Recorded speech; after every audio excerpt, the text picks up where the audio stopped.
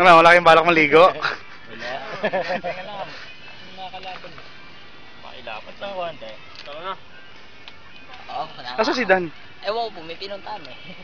Ay, dito pala nakatira si Dan. Short na nga ako. Papaps, hindi ka maliligo? Maliligo ako. Tama na. Ado na sila, oh, tinan mo. Ang init niya, no? Init nga eh. Hindi, ang lamig daw ng tubig. Hindi, ang init ng araw. Oo. Hindi, ang problema, paano ka pupunta doon?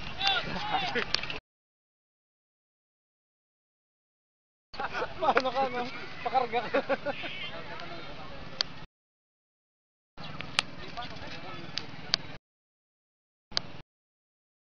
Paps, aalis ka na bukas. Dapat yung alat-alat ng dagat, madala mo kung saan ka mapupunta. Dagat yung pupuntahan ko doon. Mura gasolina dito, ha? Mas mababa ba? Yung regular, pinakarga ko, 51 lang. No, 50. 50.96 yata. Mas mura nga dito, ba't gano'n? Hindi, pag ganito yata magpalayo eh. Pero pag Quezon ka pupunta, yun naman. Pag pare, mahal. Mas pagpalayo ba? Kasi doon 51 nagdingga lang kami, mura din.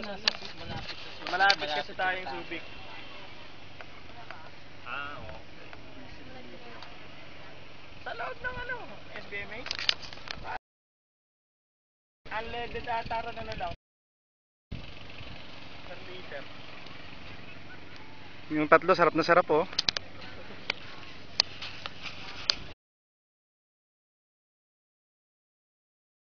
Yun ang tatanong natin siya sa ano mamaya. Paps, ang lalim ng iniisip mo. Ibabalik din sa'yo ng tatay mo yung 135 mo. Huwag mo isipin yun. Yata si Sir sa biyahe, layo eh. Isa lang ang ibig sabihin yan, Paps. Bibili ka na ng 220. Oo.